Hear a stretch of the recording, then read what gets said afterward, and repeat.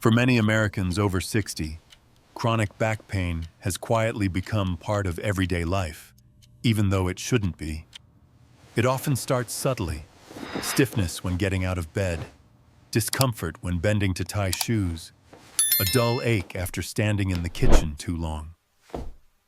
Over time, these small issues grow into constant pain that shapes how people move, plan their day, and even think about their future. Many seniors wake up already bracing themselves for discomfort, knowing their back will dictate how much they can do. Simple activities like lifting a grocery bag, reaching into a low cabinet, or sitting through a family dinner become calculated decisions rather than natural movements. In communities across the U.S., this kind of pain is so common that it's often accepted as normal aging, even though it deeply affects quality of life. What makes chronic back pain especially challenging is that it rarely feels dramatic enough to demand urgent care, yet it never fully goes away. Instead, it lingers in the background, draining energy and confidence day after day. Many older adults rely on pain relievers, heating pads, or long periods of rest just to get through daily routines. While these approaches may offer short-term comfort, they often fail to address why the pain keeps returning. Over time, people may move less to avoid discomfort, which ironically makes the problem worse. Less movement leads to more stiffness, weaker muscles, and greater fear of triggering pain. This cycle slowly shrinks a person's world.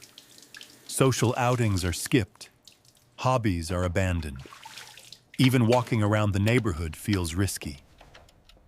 In the U.S., where independence is deeply valued, chronic back pain can feel like a quiet threat to self-reliance. It's not just about physical discomfort. It's about the emotional weight of feeling limited in your own body. Many seniors worry about becoming dependent on others, needing help to stand up, or losing the ability to live comfortably in their own home. Yet, despite how widespread this issue is, few people are told that constant back pain isn't an unavoidable sentence. It's often the result of years of subtle changes in how the body moves, rests, and responds to stress. Understanding how common chronic back pain truly is among adults over 60 helps shift the conversation from resignation to awareness. When people realize they're not alone, and that this pain is a shared experience rather than a personal failure, it opens the door to hope. Recognizing the scope of the problem is the first step toward reclaiming comfort, movement, and confidence in daily life. Many people were told to rest, take medication, or be careful, so movement slowly became something to avoid rather than rely on. What changes that mindset is the growing body of long-term research showing that the right kind of movement, not random exercise, not pushing through pain, can dramatically improve back pain and daily function. Large studies following thousands of older adults over many years have consistently found that people who practiced simple, targeted movements experienced far less pain than those who depended mainly on pills, injections, or extended rest. In some cases, pain levels dropped by more than half, and daily tasks became easier and less intimidating. That kind of improvement doesn't just mean feeling better for a few days. It means regaining the ability to live more freely. What's important to understand is that these results didn't come from intense workouts or complicated routines. They came from exercises designed specifically for how the aging spine works. As we get older, the back changes in predictable ways. The cushioning between the bones becomes less flexible. Muscles don't respond as quickly, and the body's pain signals become more sensitive. Many popular exercises ignore these changes, which is why they often fail or make things worse for seniors. Targeted movements, on the other hand, respect these realities. They focus on gentle motion, stability, and consistency rather than force. This is why they outperform medication alone. Pain relievers can dull discomfort temporarily, but they don't improve how the body moves or supports itself. Once the medication wears off, the pain usually returns. Rest may feel helpful at first, but too much of it allows stiffness and weakness to build, making the back more fragile over time. Targeted exercises work differently. They help the back relearn how to move safely, distribute effort evenly, and handle everyday demands like standing, walking, or bending. Another key reason these exercises are so effective is that they address confidence as much as comfort. Chronic pain often creates fear of bending, fear of lifting, fear of making things worse. Research shows that when people begin moving in ways that feel safe and controlled, that fear slowly fades. As confidence returns, the body relaxes, movement improves, and pain signals calm down. This creates a positive cycle that medication alone cannot provide. What surprises many seniors is how little time these exercises require. Instead of long physical therapy sessions or daily gym visits, most studies show meaningful improvement with just a few focused movements done regularly. This fits real American lifestyles. People don't need special equipment, expensive memberships, or long travel times. They can move at home, on their own schedule, wearing regular clothes. That practicality is one reason these approaches work so well in the long run. People actually stick with them. Consistency matters more than intensity, especially after 60. The research also highlights something encouraging. Improvement is possible even after years of pain. Participants in these studies weren't all newly injured. Many had lived with back pain for a decade or more. Yet when they followed targeted movement plans, their bodies still responded. This challenges the belief that it's too late to feel better. The spine may age, but it doesn't stop adapting. When given the right signals through movement, it can become more resilient, more comfortable, and more reliable. For older Americans who want relief without relying solely on medication, these findings offer something powerful: proof. Proof that pain doesn't have to define daily life. Proof that simple movement can outperform passive treatments. And proof that the body is still capable of change. Understanding this research shifts the focus away from coping with pain and toward actively reducing it. That shift alone can be life-changing, because it replaces resignation with possibility and gives people a clear, practical path forward. Mornings often begin with slow, careful movements out of bed. A few seconds of standing still to let the spine wake up, and an unspoken hope that today won't be worse than yesterday. This is where the cat-cow movement becomes far more powerful than it appears. At its core, this simple exercise reintroduces gentle, controlled motion to a spine that has spent years becoming guarded, tight, and hesitant. Unlike exercises that focus on strength alone, the cat-cow focuses on restoring natural movement between the segments of the back. Over time, many seniors lose this segment-by-segment motion. Instead of the spine moving smoothly, it begins to act like a stiff board, forcing the hips or shoulders to compensate. That compensation often leads to pain not just in the back, but also in the knees, hips, and neck. The cat-cow addresses this problem directly by encouraging the spine to move through its natural curves in a slow, deliberate way. When you round the back gently and then reverse into a soft arch, each small section of the spine gets a chance to move again.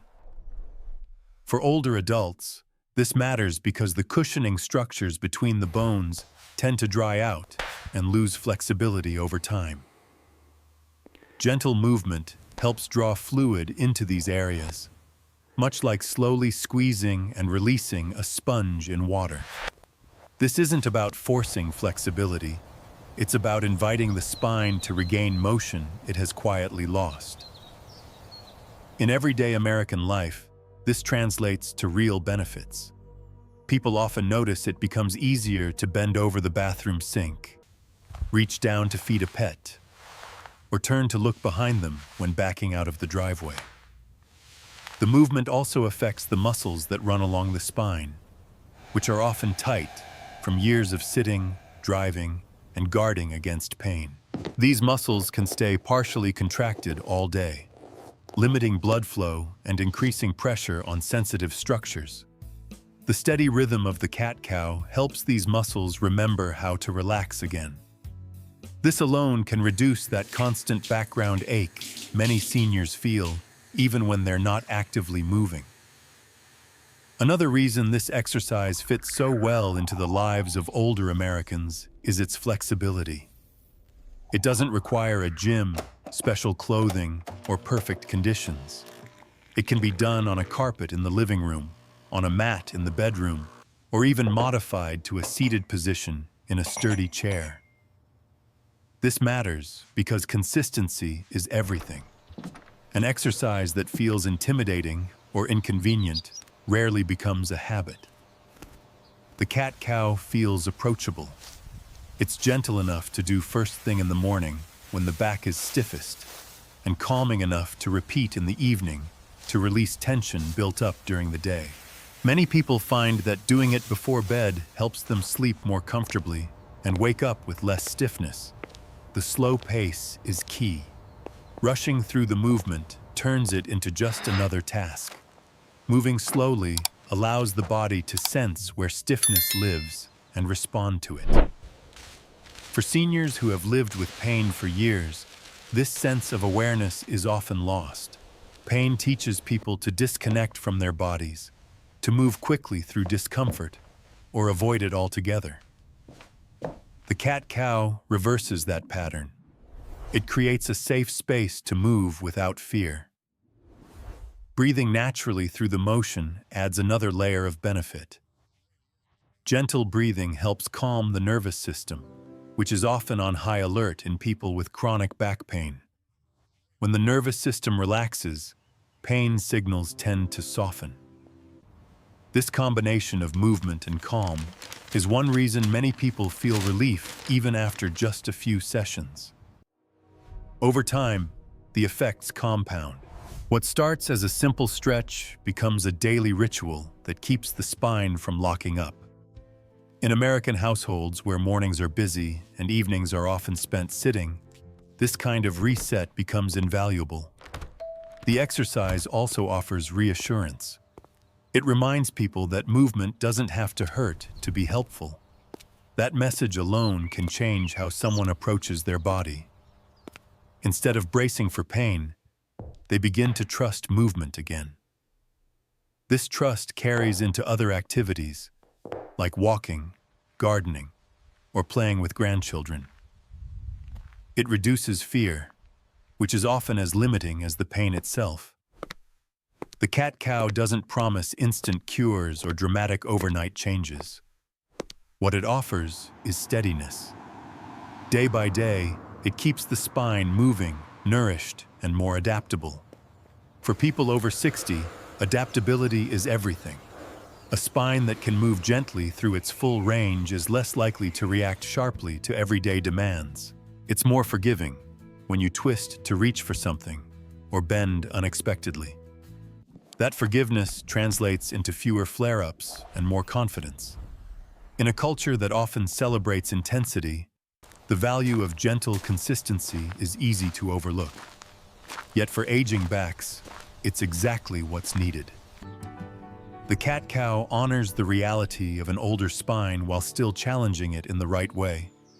It meets people where they are, respects their limits, and slowly expands what feels possible.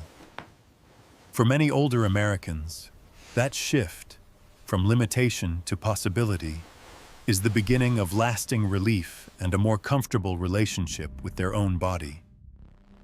Many Americans notice that their back doesn't necessarily hurt all the time, but it feels unreliable. A sudden twist while reaching for something, standing on one foot to put on a shoe, or carrying groceries on one side can trigger pain out of nowhere. This sense of unpredictability is deeply unsettling, and it often leads people to move less out of fear. That's where the bird dog exercise becomes so important. Unlike movements that focus on stretching or building big muscles, the bird dog trains the body to stay steady during everyday actions. It teaches the spine how to remain supported while the arms and legs move, which is exactly what daily life demands. When an older adult reaches into a cabinet, steps off a curb, or turns to look behind them, the spine must stay stable while the rest of the body shifts. Over time, the small muscles responsible for this stability tend to weaken, especially in people who have dealt with long-term back pain. When those muscles stop doing their job, larger muscles take over, tightening up and pulling on the spine in unhealthy ways. This creates a cycle of tension and discomfort that medication alone can't fix. The bird dog gently breaks that cycle by waking up the stabilizing muscles and teaching them to work together again. Starting on hands and knees feels safe for many seniors because it removes the fear of falling. From this supported position, extending one arm and the opposite leg challenges balance just enough to create change without overwhelming the body. The key is control. Moving slowly and holding the position allows the body to learn how to stay steady instead of rushing through the motion. For older Americans, this kind of controlled challenge is far more effective than aggressive workouts that leave them sore or discouraged. What makes the bird dog especially valuable is how directly it connects to real life. It doesn't train the body in isolation. It trains coordination. Over time, people often notice they feel more secure standing on one leg, more confident carrying uneven loads, and less likely to experience sudden back twinges during normal activities. This increased confidence can be life-changing. Fear of pain often limits activity more than pain itself. When someone trusts their back again, they naturally begin to move more, which further improves strength and circulation.